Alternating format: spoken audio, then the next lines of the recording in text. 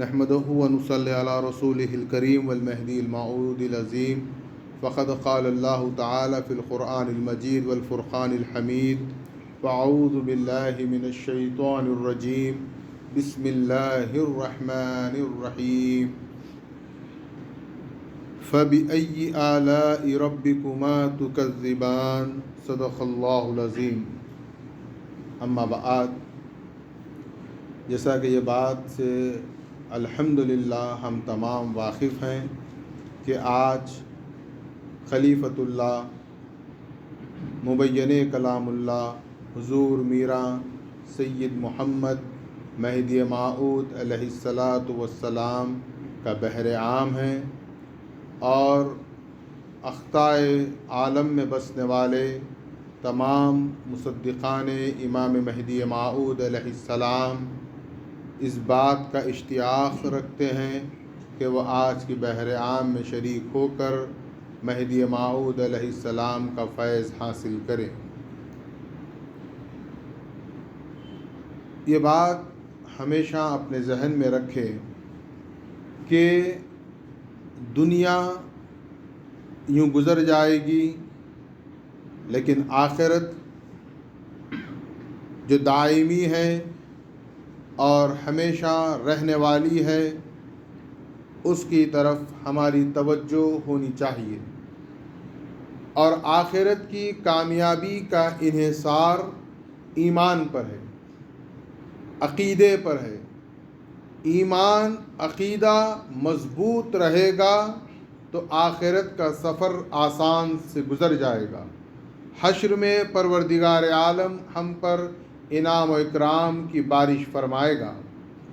سب کچھ ہے ہمارے پاس، عمل ہے، عبادت ہے، تقوی ہے، پرہیزگاری ہے، دنیا بھر کی ہمارے پاس دولت ہے، ثروت ہے، اقتدار ہے، سلطنت ہے، حکومت ہے، جاہ و جلال ہے، سب کچھ ہے، لیکن ایمان نہیں ہے، عقیدہ نہیں ہے تو یہ سب دنیا تک اسی زمین پر رہیں گے، آخرت میں ہمارے ساتھ نہ آنے والے ہیں اور نہ ہمارے کام آنے والے ہیں۔ اب بات یہ ہے کہ ایمان آخر کس کو کہا جائے گا؟ ایمان کیا ہے؟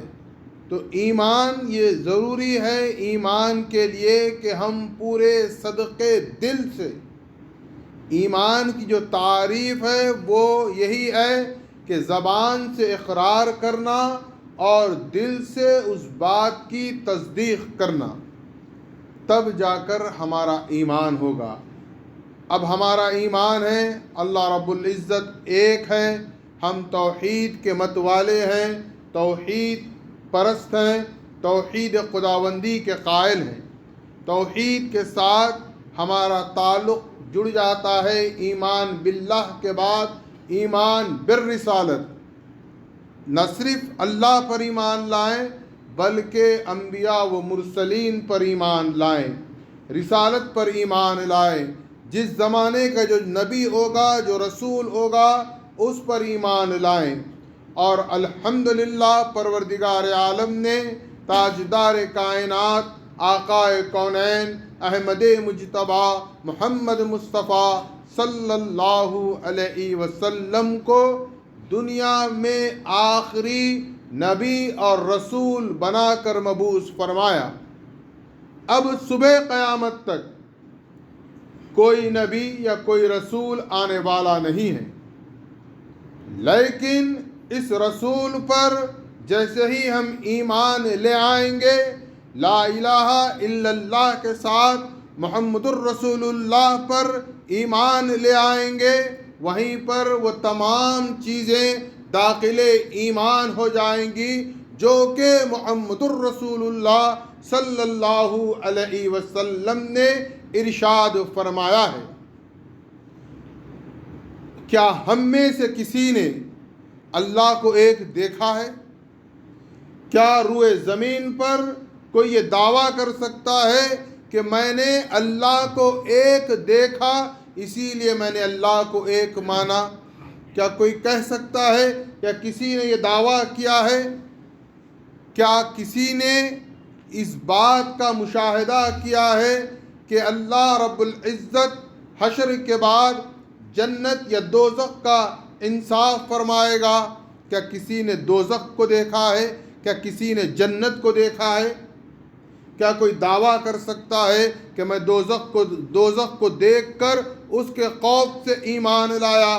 یا کیا کوئی یہ کہہ سکتا ہے کہ میں جنت کو دیکھ کر جنت کے شوق میں ایمان لایا؟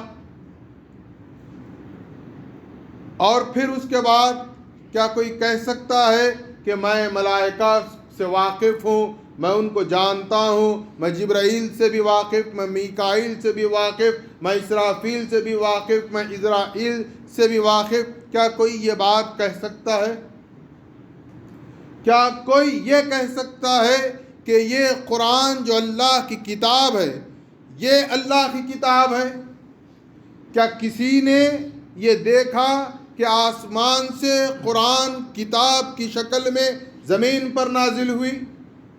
کیا کوئی یہ دعویٰ کر سکتا ہے؟ ہرگز نہیں کر سکتا۔ پھر کیا دعویٰ کرتے ہیں؟ پھر یہ اللہ ایک ہے کہاں سے معلوم ہوا؟ دوزخ جنت کا علم کہاں سے ہوا؟ اس کا شوق یا خوف ہم میں کیوں پیدا ہوا؟ ملائکہ کا مقام و رتبہ ہم نے کس سے معلوم کیا؟ قرآن اللہ کی کتاب ہے، یہ علم آپ کو کہاں سے ہوا؟ تو آپ کو اس بات کا اقرار کرنا پڑے گا، آپ کو یہ بات ماننا پڑے گا کہ یہ سب کچھ لسان محمد صلی اللہ علیہ وسلم سے ادا ہوا اور ہم نے ایمان لایا۔ محمد الرسول اللہ صلی اللہ علیہ وسلم کی ذات گرامی مرتبت دراصل ایمان کا محور و مرکز ہے۔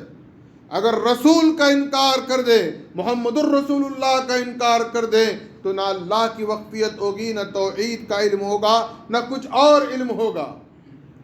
تو جب یہ بات طے ہے کہ یہ جو ہمارے نظروں سے اوجھل ہے، ہم مان رہے ہیں محمد الرسول اللہ کے ارشاد مبارک پر، اب معلوم یہ ہو رہا ہے کہ ایمان کی مکمل کسوٹی ذات محمد صلی اللہ علیہ وسلم ہے۔ رسول اللہ نے فرمایا اللہ ایک ہے، ہم نے تسلیم کیا، یعنی ایمان کا مکمل ہمارا مرکز ذات محمد۔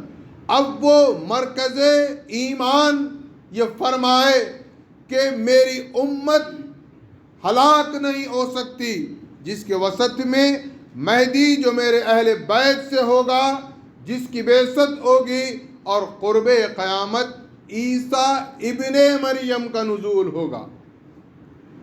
تو گویا مہدی موعود علیہ السلام کی تصدیق کوئی ایکسٹرا بات نہیں ہے، کوئی زائد اضافہ نہیں ہے، بلکہ لسان محمد پر فدا ہونے کا ایک مظاہرے کا نام ہے۔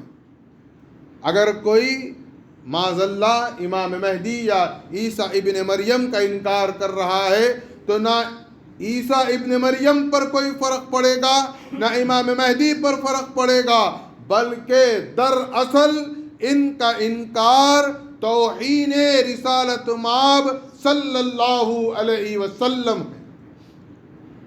تعظیم رسالت یہ ہے کہ رسول اللہ نے کہا، ہمارا کام ہے قولوا سمعنا واطعنا کا مظہر بن کر سر خم تسلیم کر لیں اور قبول کر لیں، اور ہم پورے عقیدے و ایمان کے ساتھ میرا سید محمد مہدی موعود علیہ السلام کو خلیفۃ اللہ مانتے ہیں اور ان کی تصدیق کرتے ہیں۔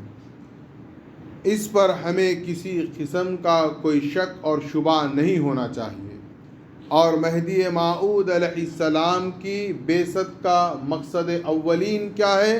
تو آپ نے روئے زمین پر رویت باری تعالیٰ کی تعلیم کو عام فرمایا، یعنی بندہ خدا کو پائے، اور خداوندی کی تعلیم کو آپ نے عام کیا۔ ہم سمجھتے ہیں کہ سب نماز پڑھ رہے ہیں، سب روزہ رکھ رہے ہیں، سب زکوٰۃ دے رہے ہیں، حج پر حج کیے جا رہے ہیں، عمرے پر عمرے کیے جا رہے ہیں، بڑی ظاہری عبادت ہمارے سامنے نظر آتی ہے، لیکن یاد رکھیں یہ عبادتیں ایک طرف ہو جاتی ہیں اور عظمت محمد الرسول اللہ صلی اللہ علیہ وسلم و تعظیم محمد الرسول اللہ صلی اللہ علیہ وسلم ایک طرف ہو جاتی ہے۔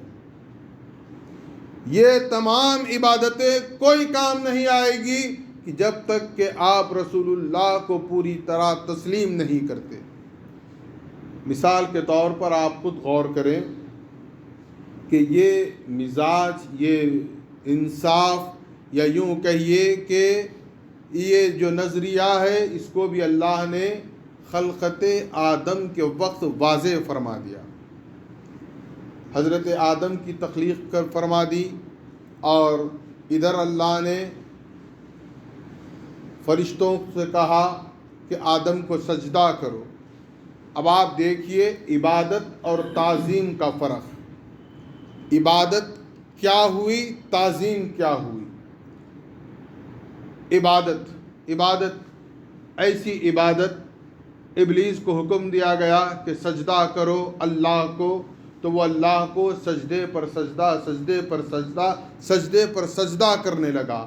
اللہ نے کہا میری حمد بیان کرو، تو وہ اللہ کی حمد پر حمد، حمد پر حمد بیان کرنے لگا، تسبیح پر تسبیح، تسبیح پر تسبیح بیان کرنے لگا، اللہ کا ذکر پر ذکر، ذکر پر ذکر کرنے لگا، گویا وہ مکمل عبادت کر رہا ہے۔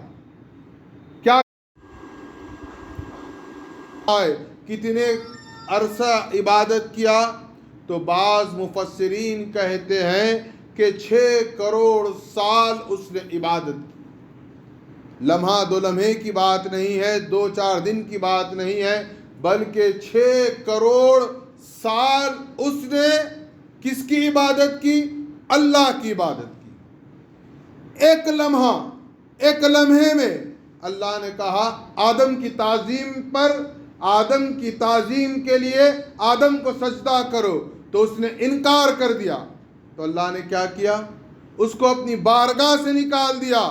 اللہ اس کو اس کی عبادتوں کے عوض انعام نہیں دیا، بلکہ تعظیم نبوت، تعظیم رسالت، تعظیم خلافت الہیہ کا وہ منکر ہوا، تو اللہ نے اسے اپنی بارگاہ سے نکال دیا، اور جو سجدہ کیے تو وہ اللہ کے مقرب ملائکہ میں شامل ہو گئے۔ تو اللہ نے اسی دن انصاف کر دیا کہ یہ نمازیں، یہ عبادتیں، یہ ریاضتیں تمہاری ایک طرف رہ جائے گی اگر تم نبوت، رسالت اور خلافت الہیہ کی تعظیم نہ کرو گے۔ تو آج ہم کس سے مرعوب ہیں، کس سے متاثر ہو جاتے ہیں؟ آپ دیکھ لیجیے، آپ کے سامنے ہے، پورا سین آپ کے سامنے ہے، نماز پر نماز ہو رہی ہے، روزے پر روزہ، ذکر پر ذکر، تسبیح پر تسبیح، چلے پر چلا، قرآن پر قرآن، سب کچھ ہو رہا ہے، لیکن کیا ہو رہا ہے؟ تعظیم رسالت ماب نہیں ہو رہی ہے۔ رسول اللہ کی تعظیم کا انکار، انکار مہدی، تعظیم رسالت کا انکار ہے۔ اور پھر اس کے ساتھ ساتھ جب اللہ نے ہمیں اس دائرے میں رکھا ہے، تو اس دائرے کے ایک نظام کو آپ سمجھیں۔ ہمارے پاس کا جو کلچر ہے، یہ جو سسٹم ہے، اس میں پیری مریدی کی بڑی اہمیت ہے۔ ہم جیسے بھی ہیں، جو بھی ہیں، لیکن ایک ہمارے اندر، ہماری جینس میں یہ بات داخل ہے کہ ہم کسی نہ کسی مرشد سے وابستہ رہتے ہیں۔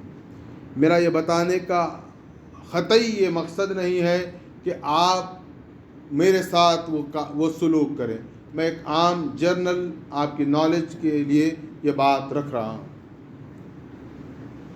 ایک بات ذہن میں رکھیے کہ مرشد کا بڑا اپنا ایک درجہ و مقام ہوتا ہے، یہ ایک سلسلے کا تعلق ہے، اس تعلق کو ہم پہلے سمجھیں۔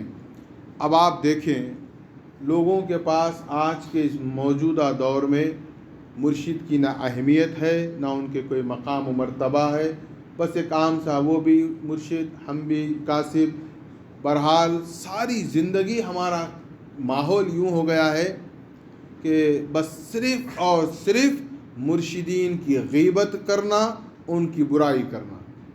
پر میرا ایک سوال ہے، بڑے دل کی گہرائی سے میں ایک سوال آپ سے کرنا چاہتا ہوں، اتنی جو غیبت ہم مرشدین کی کرتے ہیں، تو کیا کسی مرشد کی خبر میں جانے کے بعد کیا ان کے بجائے اللہ آپ سے پوچھنے والا ہے؟ وہ بھی بشر ہیں، انسان ہیں، خطا ہو سکتی ہے. اگر خطا نہیں تو پھر معاذ اللہ وہ معصوم عن الخطا ہو جائیں گے. کیا آپ قبول کر لیں گے کہ کوئی مرشد یہ دعویٰ کر دے کہ میں معصوم عن الخطا ہوں؟ تب بھی آپ اعتراض کریں گے. تو یہ طے ہے کہ مرشد بھی ایک انسان ہے، ایک بشر ہے، خطا کا پیکر ہے. آپ اس کی غیبت کر کے کیا حاصل کرنا چاہتے ہیں؟ اور پھر آپ دیکھیے تماشا یہ ہے کہ پھر اسی سے نماز جنازہ ادا کروانے کا شوق، اسی سے مشتقاق کا شوق. اب تو یہاں تک کہ نئے مرشد کی ضرورت نہیں ہے، کیا وہ ہم نماز نہیں پڑھا سکتے، ہم مشتقاق نہیں دے سکتے. آپ دراصل کیا ہے مسئلہ؟ میں ہمیشہ ایک بات کہتا ہوں اور انشاءاللہ مرتے دم تک یہ بات کہتا رہوں گا، مہدویت کو سمجھنا ہے تو آپ اپنے معاشرے کے ماحول کو دیکھ کر کبھی مہدویت نہیں سمجھ سکتے. مہدویت کو سمجھنا ہے آپ کو تو سیرت النبی صلی اللہ علیہ وسلم کا مطالعہ کریں. جب آپ کو سیرت النبی سمجھ میں آئے گی تو خود بخود مہدویت سمجھ میں آ جائے گی. ایک چھوٹی سی بات ہے، بہت عام سی بات ہے، ہم اس پر غور نہیں کرتے. ہماری قوم کا ایک طریقہ ہے، ایک ہمارے پاس کے اصول میں یہ بات ہے کہ جب کسی کا انتقال ہو جاتا ہے تو مرشد سے نماز جنازہ پڑھواتے ہیں اور مشتقاق دلواتے ہیں. مشتقاق تو بہت الگ اور اعلیٰ بات ہے، کسی موقع پر میں آپ سے ذکر کروں گا.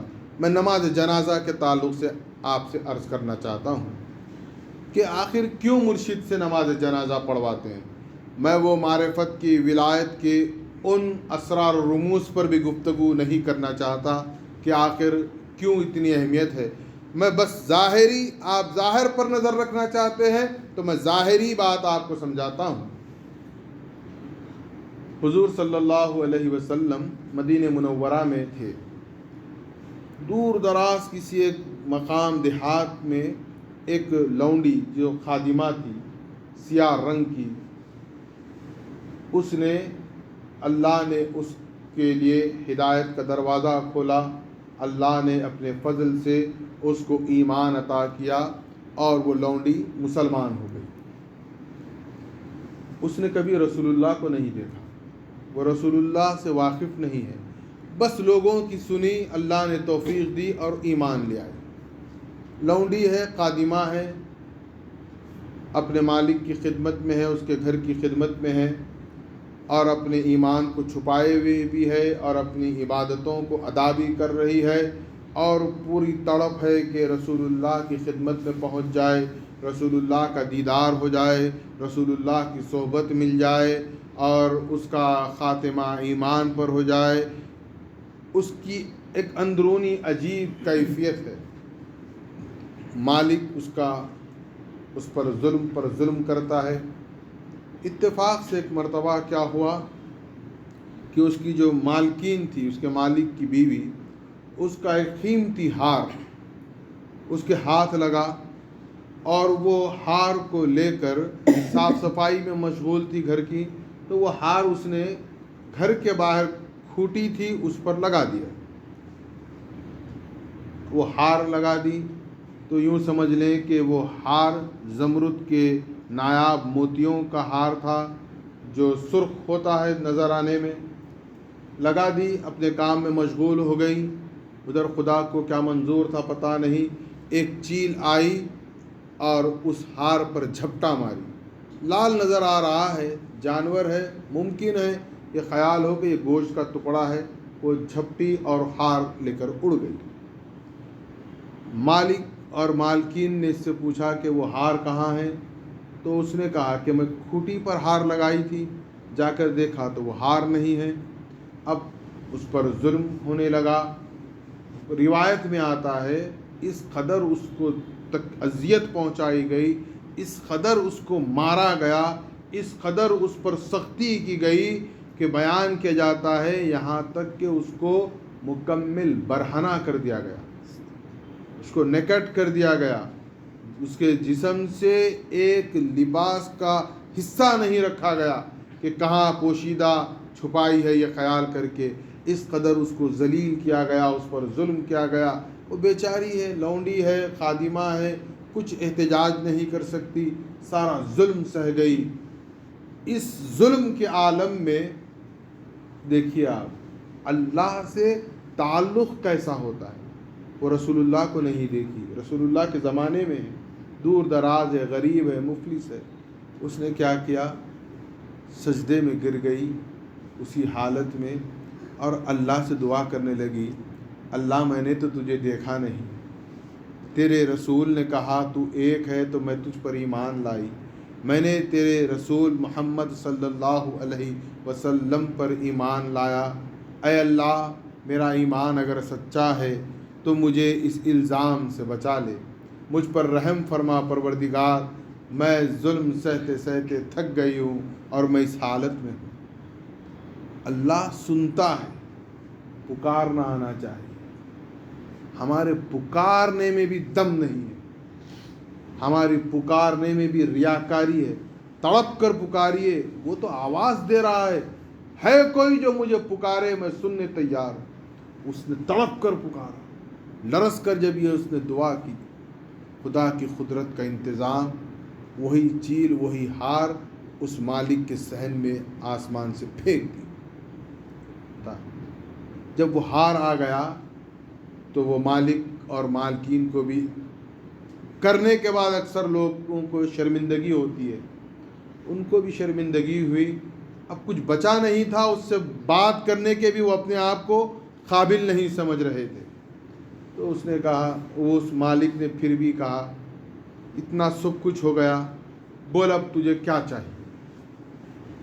یہ جو ظلم ہوا، تجھ پر زیادتی ہو گئی غلط فہمی سے، بہرحال جو بھی ہے، اب بدلے میں کیا چاہتی ہے؟ جو دولت بولے تجھے دینے ہم تیار ہیں، جو چیز چاہتی ہے، جو قیمتی شے، جو دنیا کی چیزیں ہو سکتی ہماری سکت میں ہے، ہم تجھے دینے تیار ہیں، تو مانگ ہم سے کیا مانگتی ہے؟ وہ کیا مانگتی ہے؟ وہ کہتی ہے کچھ نہیں، بس مجھے میرے آقا محمد الرسول اللہ کے پاس مدینہ بھیج دو، مجھے آزاد کر دو، میں رسول اللہ کے پاس جانا چاہتی ہوں۔ وہ مالک و مالکین کہتے ہیں مانگی بھی تو کیا مانگی، کچھ نہیں، جانا ہے مدینہ، جا آزاد کیا تو مدینہ چلے گا۔ وہ مدینہ آ گئی، اس کی خوشی کا کوئی ٹھکانہ نہیں رہا، یوں سمجھ لیں ہماری زبان میں کہ اس کو زمین پر ہی جنت مل گئی۔ اس خوشی کے عالم میں دوڑتے دوڑتے مدینے میں آ گئی، رسول اللہ صلی اللہ علیہ وسلم کی خدمت میں حاضر ہو کر اپنا سارا ماجرا سنا دیا۔ رسول اللہ بہت خوش ہوئے اور اس کو دعائیں دینے لگے، اور صحابہ سے کہا کہ اس کے لیے خیمہ مدینے کی مسجد نبوی کے صحن میں ہی بنا دو۔ کہاں جائے گی، بیچاری ہے، کوئی نہیں ہے، سیاہ فام، بالکل غریب، کچھ نہیں۔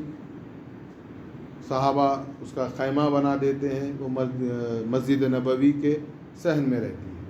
اب لڑکی ہے، عورت ہے، اب وہ کیا کام کرتی ہے، امہات المومنین کی خدمات میں لگ جاتی ہے، کبھی یہ بیوی کی خدمت کر دینا، کبھی وہ بیوی کے گھر کا کام کر دینا، کبھی یہ بیوی کی خدمت کر دینا، اس طرح وہ بیویوں کی خدمت میں امہات المومنین کی خدمات کرتی، وہ بڑی خوش تھی، آتے جاتے ہمیشہ اس کو رسول اللہ کا دیدار ہوتا۔ اب اس کی زندگی دیکھیے آپ، مسجد نبوی کے صحن میں آ گئی، رسول اللہ بھی اس سے بڑے خوش تھے کہ اللہ کیسے کیسوں کو کیا کیا نواز دیتا ہے۔ 2-3 دن کا عرصہ ہو گیا، اس کے کچھ عرصے کے بعد وہ خاتون، وہ عورت رسول اللہ کو، وہ مومنہ نظر نہیں آئی۔ تو رسول اللہ صلی اللہ علیہ وسلم نے اپنے صحابہ سے پوچھا، وہ بیچاری کہاں ہے، نظر نہیں آتی، 3 دن ہو گئے ہیں، کوئی اس کی آہٹ، کوئی جھلک، کوئی اس کے وجود کا احساس نہیں ہو رہا ہے، آخر وہ کہاں ہے؟ تو صحابہ کہتے ہیں کہ یا رسول اللہ، 2 دن ہوا ہے اس کا انتقال ہو گیا. اب آپ نماز جنازہ کو سمجھانے کے لیے میں اتنی دور سے آپ کو لے کر آیا. کیا ہوا؟ کیا کہنے لگے؟ یا رسول اللہ اس کا 2 دن پہلے انتقال ہو گیا ہے. رسول اللہ نے بڑی حیرت سے پوچھا اس کا انتقال ہو گیا اور مجھے خبر تک نہیں دی گئی؟ تو صحابہ نے کہا یا رسول اللہ آپ دیگر بہت سارے امور میں مشغول رہتے ہیں، تمام کاموں میں آپ مشغول رہتے ہیں، اب اس کی میت کی ہم نے آپ کو اطلاع نہیں دی، انتقال ہو گیا، اس کو نہلایا، کفنایا اور دفنا دیا، اور ہم نہیں چاہتے تھے کہ آپ کو تکلیف ہو. تو رسول اللہ بڑے افسردہ ہوئے، کہنے لگے چلو بتاؤ مجھے اس کو کہاں دفن کیا ہے. صحابہ حیران ہیں. لے کر گئے، بتائے کہ یا رسول اللہ دیکھیے ہم نے اس مقام پر اس کو دفن کیا. رسول اللہ نے پوچھا کتنے دن ہوا دفن کر کے؟ تو کہا گیا یا رسول اللہ 2 دن ہوئے ہیں اس کو دفن کر کے. تو رسول اللہ نے اس کی خبر کے پاس خود آگے ہو گئے، امامت کی طرح، امام کی حیثیت سے صحابہ کو کہا کہ میرے پیچھے آ جاؤ، صف بنا لو. صحابہ صف بنائے. اس کی خبر پر رسول اللہ صلی اللہ علیہ وسلم نے اس کی نماز جنازہ ادا کی. اسی روایت سے علماء و فقہاء اسلام نے یہ مسئلہ حل کیا ہے کہ اگر کوئی کسی مقام پر گزر جائے جہاں اس کی نماز جنازہ نہ ہو پائے تو ایسی صورت میں شریعت یہ اجازت دے گی اس عمل رسول کے مطابق 3 دن تک، یعنی 3 دن کے اندر خبر پر نماز جنازہ ادا کی جا سکتی. نماز جنازہ ادا ہوئی تو رسول اللہ کو اطمینان ہوا. واپس مسجد نبوی آئے، صحابہ کو جمع کر کے فرمایا دیکھو آج کے بعد یہ بات یاد رکھنا، مدینہ منورہ میں کوئی مومن انتقال کر جائے تو پہلے مجھے خبر دینا، چونکہ میں چاہتا ہوں کہ ہر مومن کی نماز جنازہ میں ادا کروں. تو رسول اللہ صلی اللہ علیہ وسلم اس بات کو بتا رہے ہیں کہ نماز جنازہ کی کتنی بڑی اہمیت ہے. بظاہر فرض کفایہ ہے، دعائے مغفرت ہے، لیکن اس کے اپنے کچھ باطنی اسرار و رموز ہے. اسی لیے تو رسول اللہ نے اس قدر تاکید سے فرمایا کہ اگر کوئی گزر جائے تو مجھے خبر دینا، میں اس کی نماز جنازہ پڑھاؤں گا.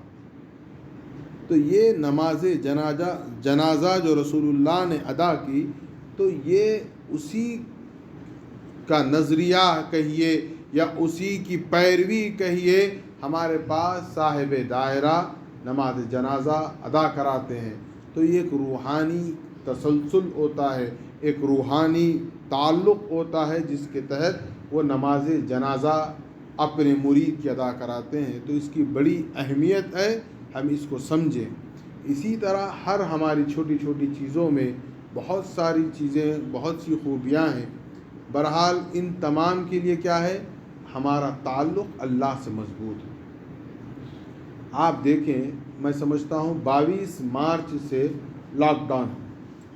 لاک ڈاؤن میں کیا کہا گیا آپ کو؟ دیکھیے آپ دنیا اور آخرت کو سمجھ لیجیے. کیا کہا گیا لاک ڈاؤن میں؟ اپنے اپنے گھروں میں رہو.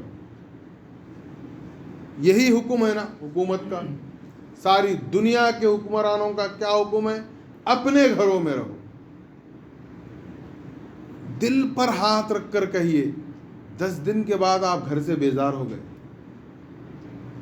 گھر میں بور ہونے لگ گئے، گھر میں اچاٹ ہونے لگ گئے، گھر کے اندر ہول وحشت ہونے لگ گئی. یہ تمام دنیاوی یہ جتنے کاروبار، یہ لپا ڈپی، یہ ناپ تول، یہ تمام یہ سب مشغلے ہم نے کس کے لیے کیے تھے؟ گھر کے لیے، گھر والوں کے لیے. لیکن کیا ہوا؟ یہی گھر والے، یہی گھر ہماری آنکھوں کو چبھنے لگا. ہمیں اس سے ایک قسم کی بیزارگی پیدا ہو گئی. ہمارا اپنا گھر، ہمارے بیوی، ہمارے بچے، ہمارا پریوار، ہمارا خاندان، لیکن ہم کتنے بیزار ہو گئے. آج ہر انسان کی، اس کا کوئی تعلق ایمان سے، عقیدے سے، مسلک سے، مکتب سے نہیں ہے، بحیثیت انسان کیا ہو گئے ہم؟ مارچ کی 22 سے اپریل مئی اپریل تک ہمارا صحیح پوچھا جائے تو گھروں میں جنازہ نکل گیا، اس قدر بیزار ہو گئے، جس کے لیے اتنی حرام بازی، حلال بازی، وہ یہ سب کچھ کیے، 2 مہینے برداشت نہیں ہوئے، وہی گھر، وہی بیوی، وہی بچے۔ تو اب سوچیے آپ، آنکھوں سے جس گھر کو ہم نے دیکھا، ہاتھوں سے سجایا، ارمانوں سے اس کو بسایا، اس کے لیے دعائیں کی، کیا کیا نہیں کیا، ساری زندگی کیے، 2 ہفتے کے اندر بس ہو گیا۔ اب ذرا سوچو، خبر کا جو مکان ہے اس کی کیا تیاری ہے؟ وہ بھی لاک ڈاؤن ہے، وہ بھی ہماری زندگی لاک ڈاؤن کی زندگی ہے۔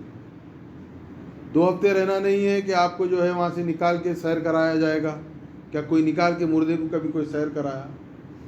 مر گیا، دفن کر دیا، ختم۔ چہلم تک بڑا اہتمام، زیارتوں کا جانا آنا سب کچھ رہتا، اس کے بعد برسوں نہیں جاتے ہم زیارت، برسوں نہیں جاتے۔ لیکن وہ جانے والا جو خبر میں، چاہے میں ہو، آپ ہو، کوئی بھی ہو، اس کو تو حشر تک وہیں رہنا ہے، وہ اس کا مکان ہے، اس کی کیا تیاری ہے؟ یہ دیکھ کے سجائے، خواہشوں سے، ارمانوں سے سجائے، اس سے بیزار ہو گئے۔ وہاں کا عالم یہ ہے کہ ہم کو پتہ نہیں کہ ہماری جب قبر کھدے گی، پتھر نکلیں گے، ہمارے کیڑے نکلیں گے، بچھو نکلیں گا، سانپ نکلیں گا، کوئی وہاں پر ہماری کوئی تیاری ہے کیا؟ کوئی اس کے لیے تیاری کیا ہے؟ وہاں کی تیاری کیا ہے؟ ایمان ہے، اعمال ہے، نیکی ہے، تقوی ہے، پرہیزگاری ہے، عاجزی ہے، انکساری ہے۔ کیا یہ چیزیں ہمارے اندر پائی جا رہی ہیں؟ یہ لاک ڈاؤن بہت کچھ اسباق ہم کو دے کر چلا گیا، بلکہ دیتے جا رہا ہے۔ ہم حاصل کرنا نہیں چاہتے، ہم سیکھنا نہیں چاہ رہے ہیں۔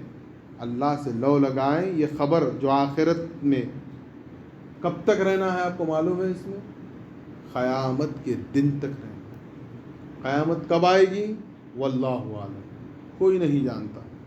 اس دن تک اس قبر میں رہنا ہے، اور جب حشر میں اللہ ہمیں اٹھائے گا تو جس مٹی میں، جس قبر میں ہم کو دفن کیا گیا ہے، ہم اسی مٹی، اسی زمین سے نکلیں گے باہر۔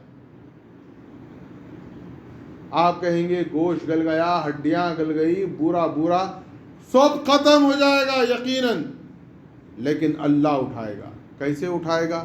یہ آج ہم بیٹھے ہوئے ہیں، یہ ہمارا وجود ہے۔ کیا ہے یہ وجود؟ ایک پانی کا بلبلہ ہے، قطرہ ہے، کچھ نہیں تھا۔ پانی کے بلبلے کو جب پروردگار پانی کے ایک خطرے کو ایک انسان کا جب وجود دے کر دنیا میں لاتا ہے، تو وہ رب العالمین کے لیے کیا بڑی بات ہے کہ اسی مٹی سے پھر ہم کو اٹھا لے اور اپنے دربار میں حاضر کر لے۔ تو اس کی تیاری کریں۔ مہدی موعود علیہ السلام کا جب وقت وصال تھا، صحابہ بڑے غمگین افسردہ تھے، تو مہدی علیہ السلام نے کیا فرمایا کہ یہ غم کی وجہ کیا ہے؟ تو صحابہ نے عرض کیا کہ میران جی آپ چلے جائیں گے تو ہمارا کیا ہوگا؟ تو مہدی موعود علیہ السلام نے فرمایا جب تک تم میں ذکر خدا باقی ہے میں تم میں باقی ہوں۔ اب ہے ہم میں ذکر خدا، ذکر اللہ کی نہ ہمارے پاس پابندی ہے نہ کچھ ہے، اور یقیناً ہم بہت دور نکل گئے۔ ففروا الی اللہ سے کہ ہم عنوان یا موضوع سے بہت دور ہے۔ اللہ کہہ رہا ہے دوڑو اللہ کی طرف، اور ہم ہیں کہ فَأَيْنَ تَذْهَبُونَ کا مظہر بن گئے، کہاں کہاں بھاگ رہے ہیں۔ ایک دن میں کریکشن یا ایک دن میں اصلاح ممکن نہیں ہے۔ چھوٹی چھوٹی چیزوں پر توجہ دیں، بڑے آپ جو ہے کام کرنے کی اللہ کو توبہ پسند ہے، اللہ توبہ کو پسند کرتا ہے اور توبہ قبول بھی کرتا ہے۔ کچھ نہیں تو صبح یا شام کوئی وقت مقرر کر لیں، پہلے توبہ کریں، اس سے استغفار کریں, گڑ گڑائیں. کوئی نہیں, وہ اور آپ کسی کو درمیان میں مت رکھیں, لرس کر دعا کریں. وہ خاتون نے دعا کی لرس کے, تو دیکھیے آپ, اللہ نے اپنے نظام کے تحت وہ چیل کے ذریعے ہار کو بھیج دیا. ایسے اللہ سننے والا ہے, ہمیں مانگنا نہیں آتا. آپ کاروبار کرتے ہیں, ایک چیز کو آپ کو سیل کرنے کے لیے اگر دیا جائے, 2 کو اگر آپ دیں گے, جاؤ بیچ کر آ جاؤ, تو ایک جائے گا فوری بیچ کر آ جائے گا اور ایک واپس لے کر آ جائے گا. تو آپ کیا اس کے لیے آپ کیا ڈیسیشن لیتے ہیں یا آپ کی کیا رائے ہوتی ہے؟ آپ کہتے ہیں کہ اس میں صلاحیت تھی, یہ بیچ کے آ گیا. آئٹم وہی ہے, ایک بیچا اور ایک نہیں بیچا, تو اس میں صلاحیت تھی بیچنے کی, بیچ دیا. اس کو مارکیٹنگ کا پورے اس کے اندر اسکلز تھے, اس نے اپنی پوری قابلیت کے ساتھ اس کو بیچ دیا. اور یہ کیوں نہیں بیچا؟ اس کو بیچنا نہیں آیا. تو اسی طرح کیا ہے, ہم کو اللہ سے مانگنا نہیں آ رہا ہے. مانگو اللہ سے, اللہ دینے کے لیے تیار ہے, وہ تو کرم کرنے ہمیں ہمیشہ تیار ہے. یہ وبا ایک ہمارے لیے یقیناً بہت تکلیف کی بات ہے. بہت سی اموات ہو رہی ہیں. آج ہم یہاں ہیں, پتہ نہیں کب ہم چلے جائیں گے. کوئی کسی وجہ سے, کوئی کسی وجہ سے, بس ایک انبوہ ہے کہ لوگ مر رہے ہیں, ہر طرف موت کا ایک کوہرام مچا ہوا ہے. لیکن حقیقت کیا ہے, اس عالم میں بھی اس کوہرام جو موت کا کوہرام ہے, ہم رجوع الی اللہ نہیں ہوئے, ہم اللہ سے جڑے ہی نہیں. ہم تو کاؤنٹنگ میں لگ گئے, آج کتنی میتیں ہوئی, آج کتنی قبریں کھدی, آج کتنے کیس پازیٹیو آئے, آج کتنے کیور ہوئے, آج کتنے وینٹیلیٹر پر گئے, آج کس کو آکسیجن کی ضرورت پڑ گئی, آج کہاں کیا ہوا. یہ ماحول میں مشغول ہو گئے. شیطان کدھر بہکا دیا ہم کو, یہ کاؤنٹنگ میں لگ گئے. کرنا کیا چاہیے تھا؟ آج ہم ایک کو دفن کرتے ہیں, یقین مانیے کتنا بڑا عبرت کا عالم ہے.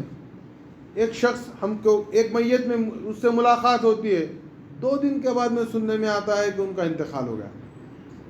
ہو سکتا ہے 2 دن کے بعد ہمارا ہو جائے, کوئی بھروسہ نہیں ہے. موت ایک اٹل حقیقت ہے, اور ضروری نہیں ہے کہ یہ کووڈ سے ہی موت آئے. لوگ سمجھتے ہیں نہیں کووڈ ہوگا تو مریں گے. کووڈ سے مرنا یا نہیں مرنا یہ سب اللہ کے ہاتھ میں ہے. اللہ اچھے کو مار دیتا ہے, اللہ کووڈ کو اچھا کر دیتا ہے. آپ دیکھ رہے ہیں کیا نہیں ہو رہا ہے؟ آپ دیکھیں آپ کے اطراف میں کووڈ پازیٹیو آ گیا, پریشان, وینٹیلیٹر پر پہنچ گئے, تو آپ دنیاوی طور پر یہ طے مائنڈ سیٹ ہو گیا کہ یہ مرنے والا ہے. 2 دن کے بعد میں آپ کو اطلاع ملتی ہے نہیں وہ گھر پر آ گئے بڑے اطمینان سے. ایک اچھا بھلا نوجوان ہوتا ہے, آپ سے روزانہ ملاقات ہوتی ہے, اچانک آپ سنتے ہیں کہ نہیں کارڈیاک ارسٹ ہوگا, اس کا انتقال ہو گیا. تو یہ تو سب کووڈ, یہ سب باتیں, سب چیزیں ایک ذریعہ ہے موت کا. موت تو اس دن طے ہو گئی جس دن ہم پیدا ہوئے. تو خوف کھائیے, موت سے تو کم سے کم خوف کھائیے. اللہ سے رجوع ہو جائیں, اللہ سے گڑ گڑائیں, توبہ کریں, استغفار کریں. اللہ سننے والا ہے. دیکھیے آپ, ایک چھوٹی سی مثال میں دیتا ہوں. لاک ڈاؤن میں گورنمنٹ کی طرف سے ایک آرڈر آیا کہ مسجدوں کو بند کر دیا جائے. جیسے ہی گورنمنٹ کا آرڈر آیا مسجدوں کو بند کر دیں, سب کا ایمان جاگ گیا. بیچارہ کب برسوں میں نماز پڑھا تھا کہ اب اس کو بھی شوق ہو گیا مسجد کو آنے کا. مسجد بند ہے, سب مسجدوں کو آنے تیار ہیں. ایک سے ایک فتویٰ, ایسا کیسا مسجد بند, ویسا کیسا. ارے کھلی تھی جب کہاں تھا بھائی؟ جب مسجد کا دروازہ کھلا تھا, حی علی الصلاۃ حی علی الفلاح کی صدائیں بلند ہو رہی تھی, جب کیا تو مسلمان نہیں تھا؟ گورنمنٹ بولی مسجد بند, تو ان کو آیا جوش, مسجد کھولو, نماز پڑھیں گے. دیکھیے یہ تو آپ کو ایک اللہ سیمپل بتایا. مسجد بند ہو گئی تو حکومت کے خوف سے ہم مسجد نہیں کھولے, ہم مسجد میں نماز نہیں پڑھے. ایک یہ اللہ بتا رہا ہے ایک وقت آئے گا میں توبہ کا دروازہ بند کر دوں گا. جب جائیں گے اللہ کے دربار میں کھٹکھٹائیں گے توبہ سن, توبہ سن, تو وہ سنے گا نہیں. ابھی تو توبہ کا دروازہ کھلا ہے, یہ تو رحمتاً للعالمین کا صدقہ و طفیل ہے کہ ہمارے لیے توبہ کا دروازہ کھلا رکھا ہے. ہم توبہ کا دروازہ کھلا ہے، وہ دربار میں جائیں، توبہ کریں، اللہ معاف کر دے گا. اللہ یقیناً غفار ہے، رحیم ہے، کریم ہے. اللہ ہم پر مہربان ہونے تیار ہیں. ہم جائیں، بس اس کے دربار میں گڑ گڑائیں، لرزیں. اور اگر مسجد میں آپ نماز نہیں ادا کر رہے ہیں، گھر میں نماز پڑھیے، آپ تنہائی میں نماز پڑھیے، آپ سجدہ کر کے دعا کریے. بہرحال میری آپ سے ایک مخلصانہ درد مندانہ اپیل گزارش ہے کہ خدا را 2 کام کریں. ایک، اللہ سے رجوع لائیں، اللہ کے دربار میں پہنچیں، توبہ کریں، اور دوسروں کی غیبت کرنا چھوڑ دیں، دوسروں کی برائی کرنا چھوڑ دیں. ہمیں پتہ نہیں ہماری خبر میں کیا ہوگا، کل چلے جائیں گے، کل دفن ہو جائیں گے، مٹی ہو جائیں گے، کیا ہو جائے گا نہیں معلوم. لہذا اللہ ہماری جب بھی موت آئے، تیری بارگاہ میں ہمارا یہ معروضہ ہے کہ پروردگار ہماری موت کووڈ کے خوف سے نہ آئے، پروردگار ہماری موت کے خوف سے نہ آئے. ہم مومن ہیں، ہماری موت تیرے دیدار کے شوق میں آئے. پروردگار ہماری موت جب بھی آئے ایمان پر آئے. پروردگار ہمارا خاتمہ ایمان پر فرما، ہماری توبہ کو قبول فرما، ہمارے گناہوں سے ہمیں پاک و منزہ فرما. پروردگار تو ہمیں اپنی رحمت میں لے لے. تجھے واسطہ ہے خاتم النبیین محمد الرسول اللہ صلی اللہ علیہ وسلم کا، تجھے واسطہ ہے حضرت ابراہیم پر جو تو نے آگ کو گلزار کر دیا تھا. مولا ہم وحشت کی آگ میں آج جل رہے ہیں، تو اس آگ کو گلزار بنا دے. تجھے جناب ابراہیم کا واسطہ مولا، ہم اس دمبے کی طرح تڑپ رہے ہیں جو حضرت اسماعیل کے جگہ ابراہیم کے چھری کے نیچے آ گیا تھا. مولا ہماری تڑپ کو ختم کر دے اس اسماعیل ذبیح اللہ کے واسطے. مولا تو نے حضرت یوسف علی نبینا کو بازار مصر میں فروخت کروا دیا.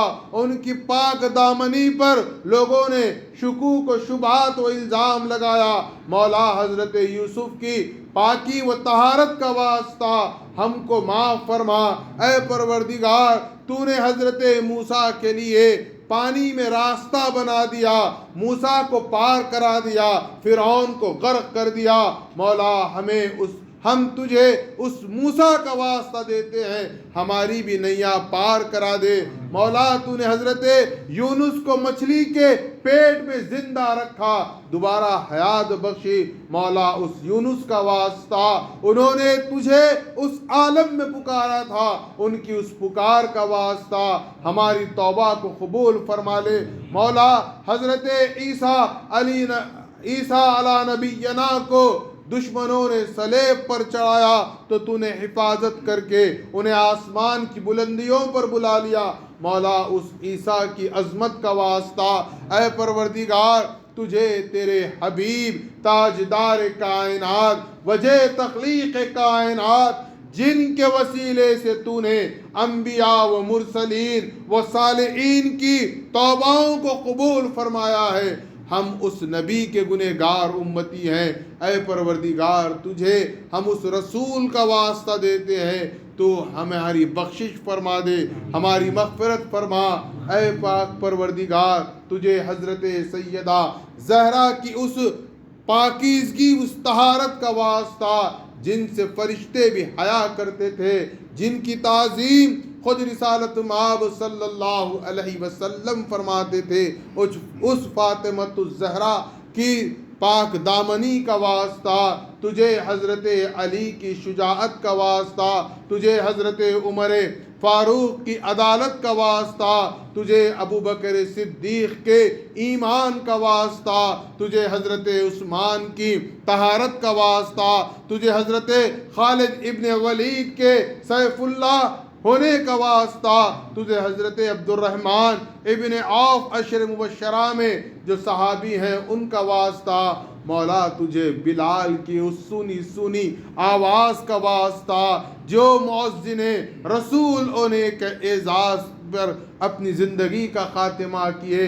مولا تجھے تمام اولیاء اللہ کا واسطہ، تجھے میرا سید محمود ثانی مہدی علیہ سلام اللہ علیہ کا واسطہ، اے پروردگار تجھے جس کی آج ہم نے بحر عام کی ہے، خلیفۃ اللہ مہدی موعود علیہ السلام کی اس خلافت الہیہ کا واسطہ، ان کے اس پیغام کا واسطہ کہ انہوں نے اس دنیا میں تیرے دیدار کی تعلیم کو عام کیا، اے پروردگار تجھے سید الشہداء شاہ خود میر صدیق ولایت کی ان نگاہوں کا واسطہ جن نگاہوں سے انہوں نے تیرے دیدار کا شرف حاصل کیا، اے پروردگار تجھے مخراج بدت بندگی میاں شاہ نعمت رضی اللہ عنہ کی شہادت کا واسطہ، تجھے حضرت شاہ دلاور و شاہ نظام کا واسطہ، اے پروردگار تجھے